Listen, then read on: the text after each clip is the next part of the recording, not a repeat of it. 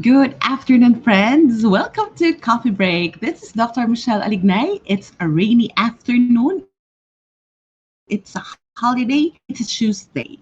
And I missed going live last week, but that's not going to stop us from talking about a topic that I believe many of us might be needing, and that it's about toxic relationships. So, because it's a holiday, I invite you to just get your coffee, get your tea, whatever tickles your fancy and whatever you would like.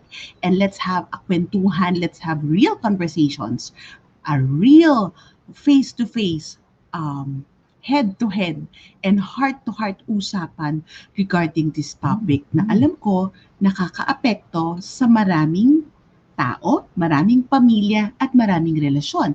And that it's about toxic relationship. So I would like for you to just join me for the rest of the coffee break session. Share this to family and friends who might be needing it. And I hope that you can let me know if you have any question on the topic. Just put it here at the comment section of our coffee break. So join me for the rest of the 30 minutes. So, hihimayin natin ngayong hapon ang tinatawag na toxic relationship. But before we go into relationship, let's go first. What is, ano ba yung toxic? Friends, sa mga nandito na't nanonood. Hi Ami. Ah, kung sino man sa inyo would like to share, what is toxic? What you hear when you hear the word toxic? What is it for you? Yan. Mamaya ako sasabihin sa inyo yung definition ng toxic ha. So, gusto ko munang marinig sa inyo. Pag narinig niyo toxic relationship or sabihin natin toxic, the word toxic, what is it for you? What comes to your mind? Anong naiisip mo when you hear it? Anybody who has insight? I first heard this toxic term, the word "I toxic ako today," like that, something to that effect. I heard it first from friends who are medical students and medical resident. When I was in college, actually, when I was in college, I was living in a dorm. Tas apat kami doon, two of us are undergraduate. I have a friend na biology student. So ako psychology, we have a very good friend na she's a medical student and we have another roommate and she is a medical resident. So dun sa dalawang nasa medical field, sa kanila ko naririnig yung toxic. Ami, sabi mo it's problems. Actually, toxic means exhibiting symptoms of infection. Kaya ang yung talagang term na toxic, it started with medical practitioners because when they say toxic, it means that there's poisonous material, sabi ni Merriam-Webster, poisonous material, especially when capable of causing death or serious debilitation, extremely harsh, malicious, or harmful. Kaya yung yan, toxic, nakakainis, nakakalason. Tama. Before, it's just used by the medical people. Ang kaibahan ng toxic, pag sinabi nila dating, ay toxic ako today, meaning they're too loaded. Okay, they're too loaded.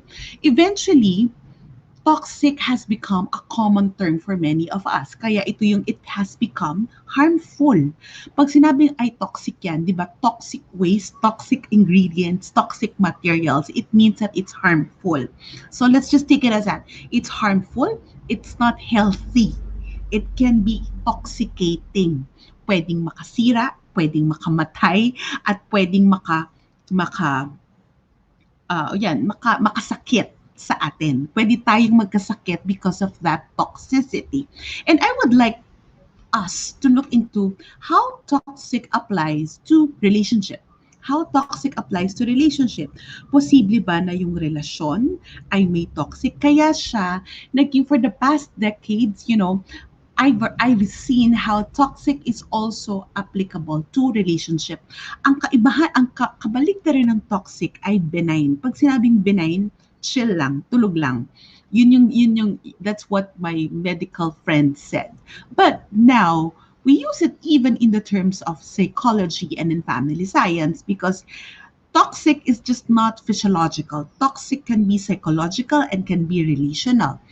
And I would like this afternoon for us to reflect about our own families and about our own significant relationships. So it can be applicable to, unang-una, our marriages, Pangalawa, maybe your family of origin, meaning yung pamilyang kinalakihan nyo, or maybe you are um, with toxic relationships because of your friends. Di ba? You have toxic friends, di ba? So, tingnan natin dyan. In any loving relationship, there could be toxicity. Whether we like it or not, toxic can be energy sucking. Meaning, kaya nga toxic kasi hindi siya nakakatulong. It's not going to bring out the best in us. It can actually deplete us. I would like to ask you, friends, in all honesty, ang sasagutin niyo lang sa akin either yes or no. Have you ever been in a toxic relationship? Either it's in your marriage, either it's in your family of origin, if you would admit it, or maybe in your extended family, minsan ang dami niyan, ang toxic na mga kamag-anak, or maybe with your group of friends, na parang, bakit ganon sila? So, yes. So, ang sagot nyo, yes, this is the right venue for us to discuss about it. So this afternoon, I'm going to discuss about the signs of being in toxic relationship, and I will continue this on Thursday to be able to see how can we go about this, di ba? So para ito ngayon yung what, and then the how tos will be on Thursday on our next at our part 2. So, ayan, ang dami ko ng mga friends na nandito. Ami, Katrina, yes, Winnie, Weng, Jing, Weng, and Charm, yes. Okay, now, sadly, in this time of pandemic, ito na yung realidad natin, friends. In this time of pandemic, we were able to measure the people that we live with or we interact with. Dito talaga natin nakita kung sino yung toxic. Kasi in this pandemic, our movements are very limited. And technically, we can say we're actually stuck at home. And in a psychological sense, we're stuck with the people. And parang walang ibang outlet kung hindi ang isa't isa. So, as I always mention, this pandemic situation has actually uprooted a lot of relationship patterns that are not healthy. Yung mga bagay na hindi natin pinagtutuunan ng pansin or tinututukan dati in the pre-pandemic, this pandemic situation has actually made us look into, because it has magnified, it has amplified, and it has already manifested the toxicity. Either a relationship is toxic pala or a relationship is healthy. Nasan kayo dito? Did you encounter toxicity in your relationship, or you realize that in this pandemic situation, oh my God, my relationship, that relationship, it's toxic? Did you ever realize that now in this past 1.5 years of being in this situation? If yes, let's reflect. Let's look into how can toxicity, kung yung mga basic na alam nyo with toxic relationship. I would like to ask you, how does it affect you? Paano ka naapektuhan? Because toxic relationship can actually get the best of us. It can intoxicate our thoughts or our mindset, and it can intoxicate our emotions. And more importantly, ito yung mas madalas na hindi natin ina-acknowledge, but actually, it's very much connected. It can intoxicate our bodies. Hindi natin napapansin na sometimes when we have severe sickness or we have sickness, it happens every time we would have a toxic or unhealthy encounter with the people we are relating with. Are you getting me? You have to take note of how does toxic relationship affect your body, because it is possible that body manifestation, bumaba yung immune system, biglang nag-shoot up yung migraine, tumaas yung BP, chest pains, it can actually happen after an encounter with the people that are toxic. That's the saddest thing. Yes, sometimes it can actually, if we have been in this toxic relationship for quite a while already, the worst that could happen is actually it can cause mental health issues. Mental health concern is actually, what do you call that? Catalyzed. by being in toxic relationships. So, but let's just focus on how it is affecting us. Ayan, meron nagsabi dito, feeling ko po ako yung cause ng toxic. Oh, that's a good insight. And somebody said it's making you anxious, it's making you doubt yourself. And I would like you to realize that toxicity can actually destroy relationship. It can actually destroys your worth as a person. And if the person is so toxic that we don't know how to put the right boundaries at wag natin papasukin yung tao o yung bagay na nakaka-toxic, that can actually affect our whole well-being, our mental health, our physical health, our emotional life. At ang pinaka-worst that can happen, it can actually deplete us instead of us because it's toxic, it's harmful. And we are in the middle or we are experiencing each day. The thing is, para bang may virus sa bahay na kahit na gaano kataas ang self-esteem, gaano kataas yung immunity natin, kung hindi tayo natin susuportahan yung sarili natin and we don't know how to take care of ourselves and we don't know how to deal with that toxicity, it can get to us and it can get the best of us. And it can bring out not the best but the worst in us. So I would like you to reflect about the top three signs of toxic relationship. According to an article by Dr. Jeffrey Bernstein, he's in Psychology Today. He said that there are three major signs of toxic relationship. Pero later on, I will also dissect some of the little signals that there could be toxicity in the family or in the relationship dynamic. So we'll just focus first on the first three. The first one, there is criticism and contempt. So what's the first part? There's criticism and there's contempt. I think this is very obvious that in any relationship, our psyche, as we always say, we are created in God's image and likeness. Our psyche is actually programmed to be nourished, to be nurtured, to be given affection, to be given attachment securely by the people we love. But if if it's going to thrive also if it is fed on goodness, it's fed on positivity, some things that will make it healthy. But the saddest thing to understand and the saddest thing that we can look into is that criticism and contempt is existent in our culture. That's the saddest thing. You look at social media. You look at how people in positions use contempt to be able to win others. So here, in this, imagine if you are in a family where there's a lot of contempt and criticism. John Gottman, the author of he's the founder of the Gottman Institute, and then he put together the four horsemen of the apocalypse. But he said that the two highly destructive things in a relationship, in healthy relationship, if there is contempt and if there is criticism, and then there's that's toxic. That is toxic.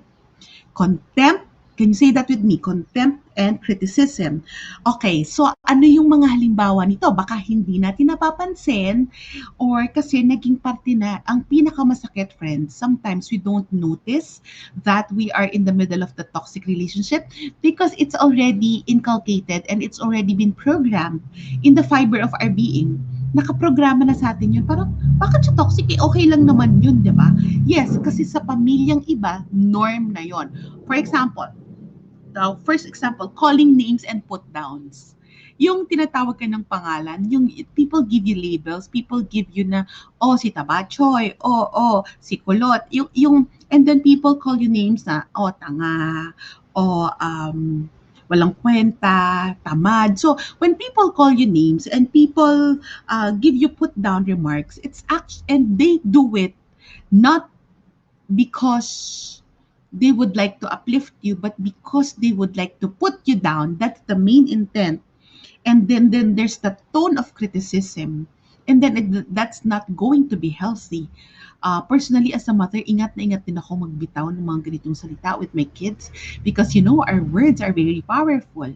And it's the same thing. If we grew up in that culture, that we are in the middle of people having contempt poot, galit, para inner anger. So when they are calling us name and we're hearing put down remarks, one example, a husband calling a wife walang kwenta, or a wife calling husband wala ring kwenta or inutil, and they don't do it out of love or out of positive regard, but they do it because there's already contempt and criticism. We need to recognize that. So that's the first one, calling names. The second, distasteful making fun of you. Do you encounter people that they're making fun of you, and then ex ah to your expense, magkaiba yung making fun with and making fun of. Making fun with, tayong dalawa nag enjoy. Humor with and humor at. Ang humor with, we would like to laugh together, but nothing below the belt. Humor at or making fun of you is that ikaw na yung pinagtitripan. Ikaw na yung binababa. Magkaiba to sa laughing at yourself, ha. Ito yung parang they find something that you look at social media and how you look at trolls and bashers do this, that's it. Yung ikaw na rin yung nasaktan, ikaw na yung nawalan, ikaw na yung may pinagdaanan, ikaw pa yung pagtatawanan because you're stupid, because you deserve that. So you have to recognize that. You have to recognize that it's not healthy. It's not healthy. Distasteful. Another thing, criticizing you in public or acting superior. Parang, okay, when somebody in a relationship acts superior, na lahat tayo wala ng kwenta, if you have a family member like this, that could be very toxic. I thank God wala kaming family member na ganito. Siguro sa severely extended family, those titas of Manila, that they think that sila lang yung magaling. I don't know, but I think there's one in every family. But I just thank God na sana hindi tayo tumanda ng ganon, na parang walang magaling kung hindi tayo. That's acting superior, and then everybody is under you. Yung and then you criticize people in public, lalo na yung mga tanong na, oy, ang taba mo ngayon, oy, ano naman yung ginawa mo, bakit naman yan lang yung nakuha mo, o bakit second honor ka lang, kasi hindi mo masyadong ginalingan. So that's another area. So is there's criticism in public when the person acts superior. Another one, fault finding.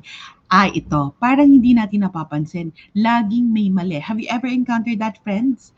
Yung parang ikaw na lang yung laging mali. Parang, ako na lang ba lagi? Ako na nga yung naghirap. Ako pa yung mali, 'di ba? So, what is it that it's fault finding?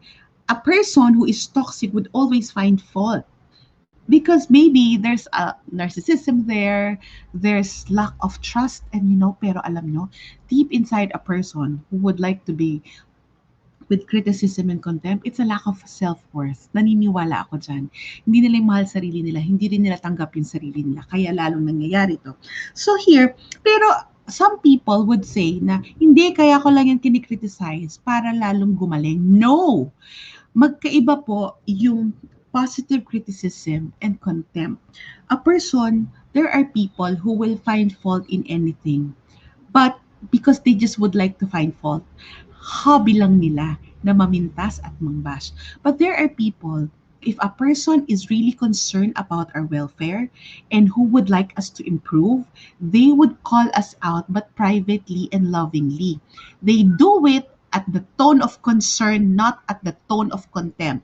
So anong kaibahan? When a person is really sincere about us at kung may nakita silang mali na dapat nating ayusin, they do it at the tone of concern, confidentiality, and of course, care. May tatlong C. That's the difference. If a person would criticize us, they do it and they want us to be well. They do it at the tone of care, they do it at the tone of concern, and they do it at the tone of confidentiality. But if a person is toxic, they would criticize and show concern. They would criticize us no matter what. They will criticize us publicly, and they will criticize us and make them appear superior and make us appear as the inferior. Tayo yung mali. So, yun yung malaking pagkakaiba, di ba? So, is it okay to, yun as I said, I mentioned again, let's look at it in the aspect of society. Tingnan nyo yung mga nambabasa sa social media. They don't have concern. They don't have care. And they don't do it confidentially. Gusto lang nilang mambash. But the big difference is that I would like you to realize that what we're doing, if we put down people, it's actually toxic. So, are you a victim of being called out by people? Kaya ito na lang, kanina connected to dun sa I think sa full tank ni Brother Bo, and he said that you don't just allow people's opinion of you to define you. So here, if there's criticism and contempt, one of the best things for us to be able to capture is that kung alam mong toxic yung taong yun, wag mo nang patulan. Wag mo nang patulan kasi alam nyo, sometimes people who are toxic, they use that toxicity as a bait. Kaya namimintas yan, sorry, KSP nagpapapansin. Or kaya lang sila nag-drop ng mga lines that will get us, they just would like to get our attention. So, is that on a tone of concern or is that in a tone of contempt? If it's in the tone of contempt, it is toxic. So, friends, can you relate with that? Ayan, ang dami mga nagko-comment. Thank you, friends, for your comment. Napangal yata ako doon. Okay, next, the second one, avoidance. Alam nyo, ito hindi ko napansin, but avoidance. Sis, avoidance. Okay, 3 parts. Oo, Mia, alam ko yan. Ikaw na ikaw. 3 parts. If it's a toxic relationship, the first one is contempt and criticism. The second, it's avoidance. Okay, let's just put this in the proper context. Pero sis, pero Doc Echel, hindi ba pag may mga tao na talagang iwas gulo lang or ayaw lang talaga nilang i-deal with, pero parang yung asawa ko pag may problema, tumatahimik lang. Okay lang ba yon? Okay lang yan at a certain extent. If it's just, halimbawa, you're in the middle of an argument, and then he calmed down, or one of you in the family kumalma, just for you guys to settle down and not to be able at hindi na magka fireworks. I have to say this, hindi na magsalpukan ng ideas. That's okay, because at the end of the day, baka kumalma lang kayo so that you would choose another time to discuss the concern. Am I making sense here? But what is the avoidance here that I'm talking about? Yung hindi talaga pinag-uusapan yung problema. Maraming pamilyang ganyan. Uso yan sa pamilyang Pinoy. That is very much part of our culture. Hindi porket silent, hindi porkat nag-sorry na, okay na. Because many times, you need to talk about the issue.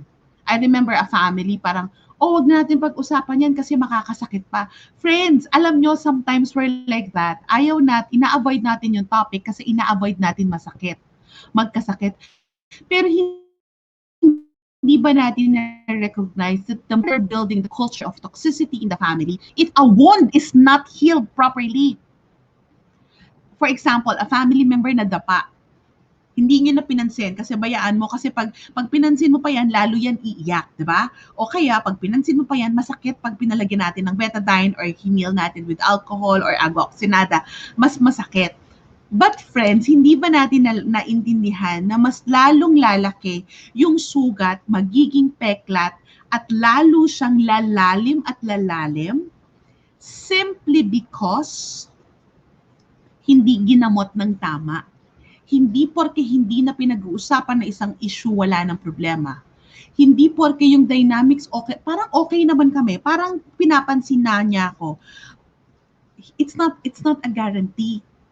It's a guarantee that you are just side by side living, but it's not a guarantee that there's no toxicity in the relationship. Gigil na gigil ako with avoidance. Why? It's not a measure that because there's silence, there's peace, quote unquote peace and harmony in the family does not equate to no toxicity, because sometimes silent treatment becomes the toxic pattern itself. Not giving your due attention, hindi tinitingnan yung problema. And I know that many can agree. Marami ng nasirang relasyon kasi hindi pinansin. Marami ng nasirang pagsasama, maraming pamilya na ganito hanggang ngayon, na parang okay, magkakasama kayo sa isang bahay pero meron kayong issue na hindi nyo pinag-usapan, nangyari before na nakasakit sa lahat, na feeling nyo dahil na kumain na kayo ng sabay-sabay, or that kumakain kayo every Sunday at magkakasama kayong tumatawa, it means na okay na kayo. No. No, no, no, no. Avoidance of issues is actually a toxic pattern.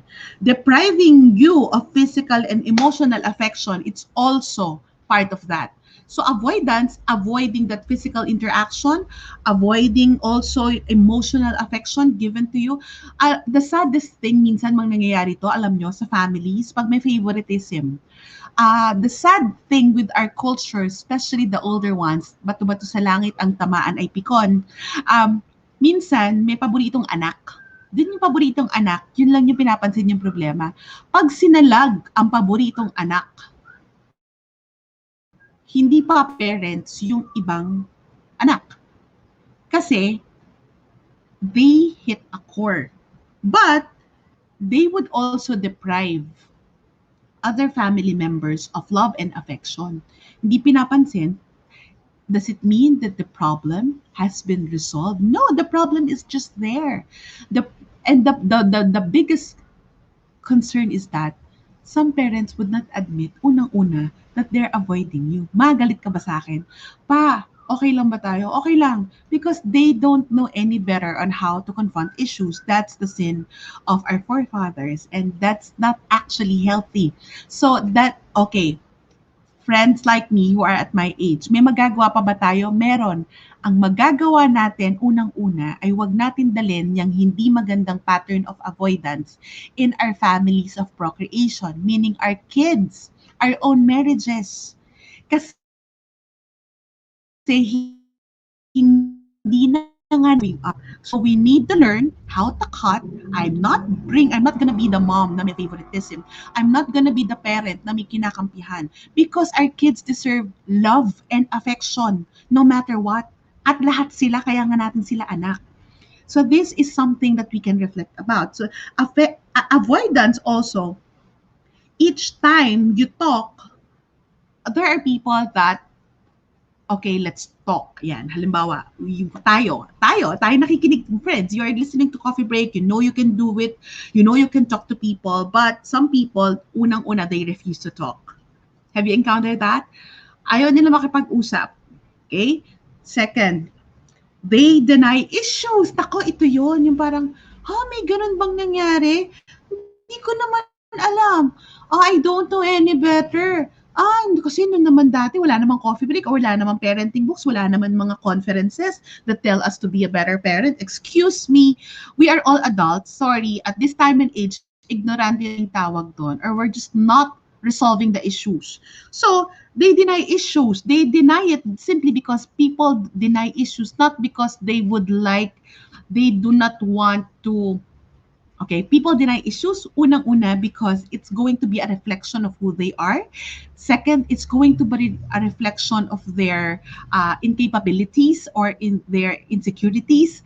And the third one, they do not want to admit that this is something because they do not want to take responsibility for it. Ayaw nilang sila yung masaktan actually. Kaya nila, sometimes denial and avoidance is actually self-serving. Serving the other person because they would not know any better on how to deal with matters that are very critical. So, and the last one, each time we try to talk to people that are toxic and who are doing the avoidance, they pretend as if all is well. I've heard this from many couples. Before, when I was doing one-on-one counseling, I heard this from many couples na parang they pretend as if all is well. Nahuli na nakikipaglandian yung asawa, dininay, at parang, okay, pakit pa rin sa wife, ayaw aminin na may ka-emotional adultery or may ka-affair.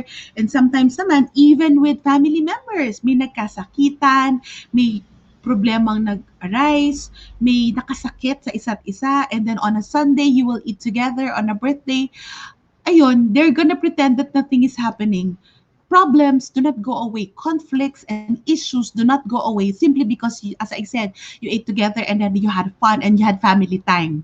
I beg to disagree. It's still there, ang tapang ko. I just need to say it because I feel for friends and I feel for other people who are in this kinds of situation. So, do not pretend. So, anong gagawin natin? Avoidance, unang-una, do not refuse to talk about issue.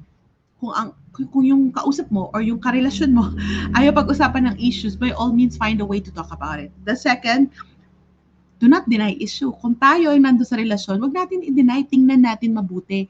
Because issues in the families are not meant to hurt us. It's just meant to make us better. It just meant to make the relationship healthier. We are removing toxic patterns. By the way, hindi kailangan ng chemical compound na yan dito sa relasyon na to. Hindi natin kailangan yan. Kailangan natin putulin yan. And third, do not pretend as if all is well. I remember a wife telling me na nung nahuli na nga niya, asawa niya, ayaw aminin. Pangalawa, ayaw na sabihin na parang, okay, I'm sorry. Pangatlo, they pretend as if okay lang lahat. Loving pa rin. Meron din naman ako nakausap. Sabi ko, okay, so, nagkabaliwan mo, so happened, and then she said na, nagsorry na siya. Okay, so nagsorry na siya. Wala, balik sa dati. Ganun ulit kami, loving. Is it okay? I don't know with your friends. Pero personally, I know I deserve better. Kung ako yung nasa sitwasyon na yon, I would not allow an issue to pass by avoiding the issue. Hindi ko siya tatantanan until we both become more better and both becomes capable of resolving. Okay.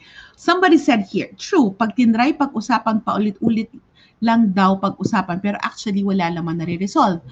So, nabublurry lang yung issue, ang hirap i-approach. Yes, kasi ayaw nilang aminin, sarado yung utak, sarado yung puso. Kaya't nahihirapan yung iba and then they avoid the issue. Unang-una, there is a psychological barrier.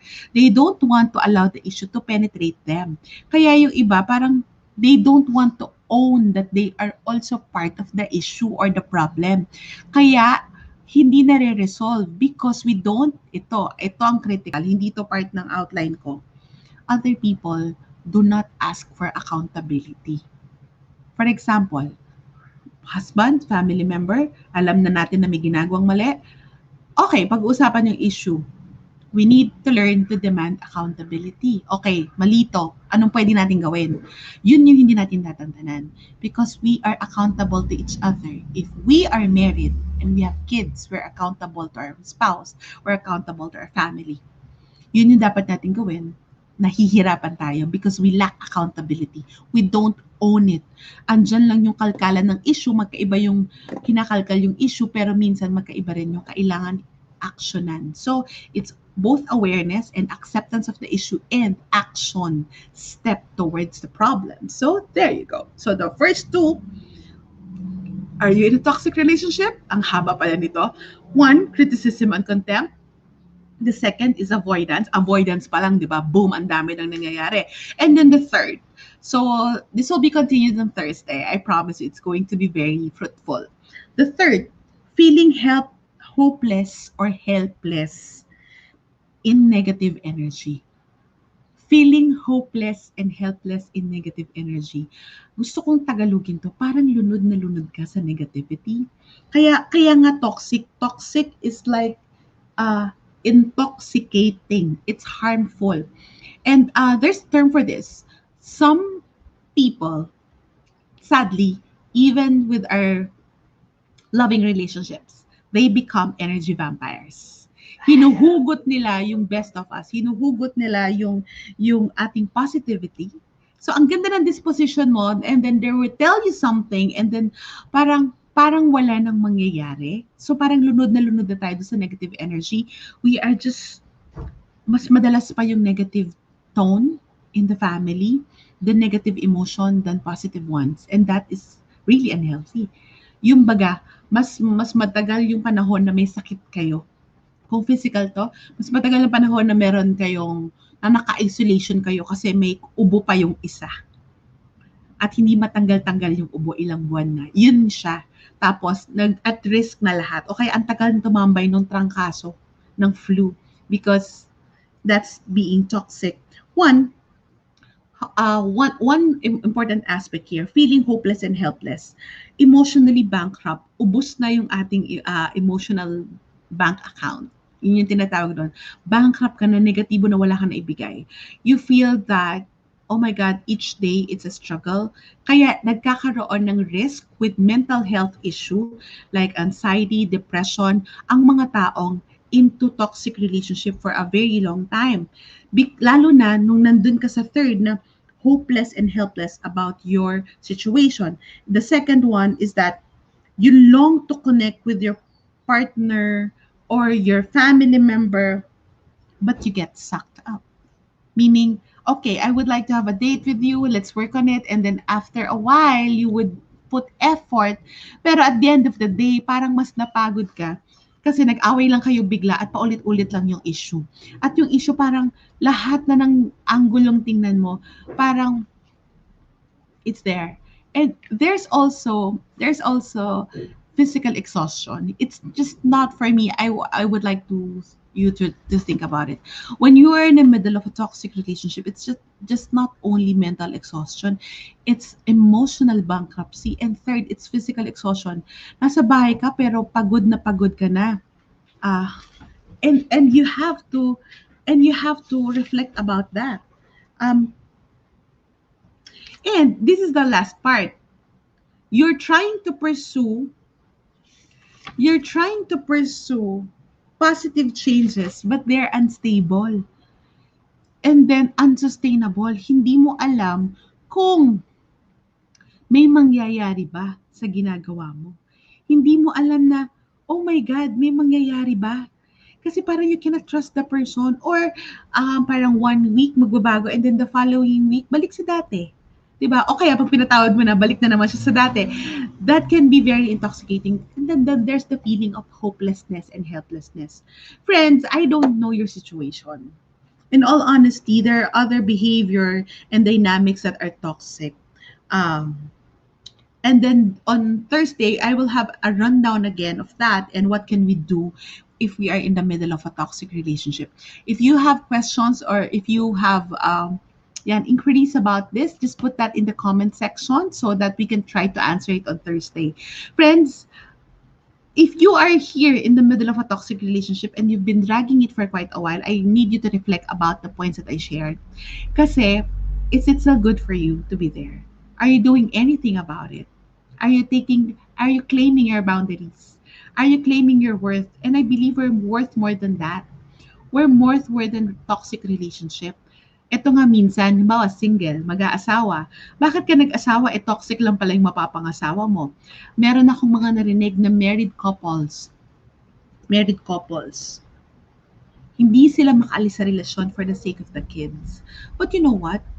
If you are in the middle of a toxic relationship with your spouse who don't want to work on the issue, why would you keep being in a toxic relationship if in reality you can get out of it? Your kids will thank you. Your kids will thank you. Mas maraming successful na nagpalaki na magulang na isa lang siya, na solo parent, kasi buo siya kaysa sa nasa toxic relationship and the kids are picking on the pattern of toxicity. What do you want? You are single but happy and you're raising your kids better, or if you are single and then a single parent, you're raising your kids better, or you are married, may kasama ka nga sa buhay. Sabi mo kasi dapat kumpleto yung pamilya, pero may pamilya nga ba? Or may pamilyang toxic? At napapasa yung toxicity sa mga anak natin.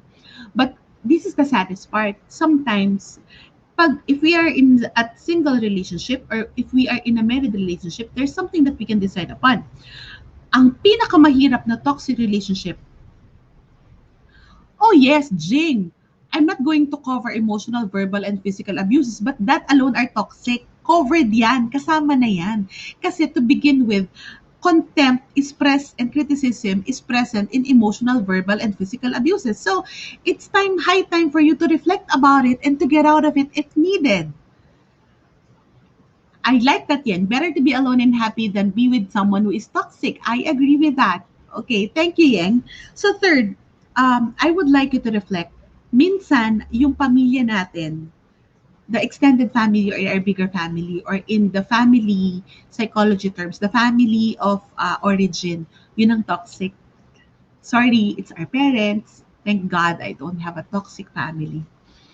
Um, and it's easy for me to detect and to identify a toxic family because I grew up with healthy family patterns. Thank God for that.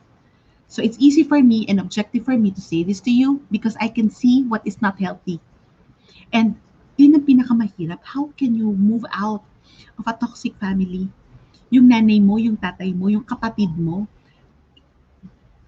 as adults, friends, we can choose. Sometimes we need to let go. Ako, ito yung last points ko. It's not love. It's the commitment to our welfare also. And then sometimes, pero pamilya mo sila. And I would always take with what Kuya Bo Sanchez said, Brother Bo Sanchez said, love from a distance. We deserve better. We don't need to be in a toxic relationship. We need to learn how to put healthy boundaries. We need to learn how to be aware of it and to move out of it. Yan yung pag-uusapan natin more extensively. Kasi as I mentioned, if you are in a toxic boyfriend-girlfriend relationship, it's easy for you to cut ties. Utang na loob, wag kang magpapakasal. If you are in a toxic relationship with your spouse, then do something now. If you are in a toxic relationship with your friends, nako, mas madali nang hindi sila i-meet ngayon. Marami tayong excuses. And you don't need to be with everyone who's going to take out the best of you. Life is short. Life is short. We can create a life that we like. So the last thing, if you are in the middle of a relationship na ang pamilya mo yung toxic, yan yung pag-isipan natin mabuti. Yan yung mahirap lumabas, pero pag-isipan mo. Mahal mo pa rin sila, pero hindi ibig sabihin they will get the best of you. That's what toxic relationships are for. And that's our topic here in Coffee Break. And if you are blessed with this session, please feel free to put your comments and put what are your big takeaways for this afternoon session. Maulan, pero mainit tong usapan na to. If you have one big takeaway, please put that in the comment section. And more importantly, friends, I hope that you support me here at Coffee Break with Dr. Michelle by sending digital gifts that are stars. So, kung na-bless kayo, you may send stars because it will bless me also and it will pay for the cost of everything that I do here in this live stream. So I hope to continue this topic on Thursday. It may not be a holiday. You can always watch this on replay. And Coffee Break, he is here in Facebook. You can follow this at Michelle Alignay in YouTube, and it's also in Spotify. So you can make me your playlist even if you're working. Because I hope to bless you and we hope to bless the family that we love. And that's what Coffee Break is for. Real conversations regarding family life and relationships, our own well-being and faith. So keep blessing the world by being the best of you. Bless me with your digital gifts that are stars. And let's talk about toxic relationships on its part 2 on Thursday here at Coffee Break. This is Dr. Michelle Alignay. Magandang araw sa inyong lahat. God bless you all.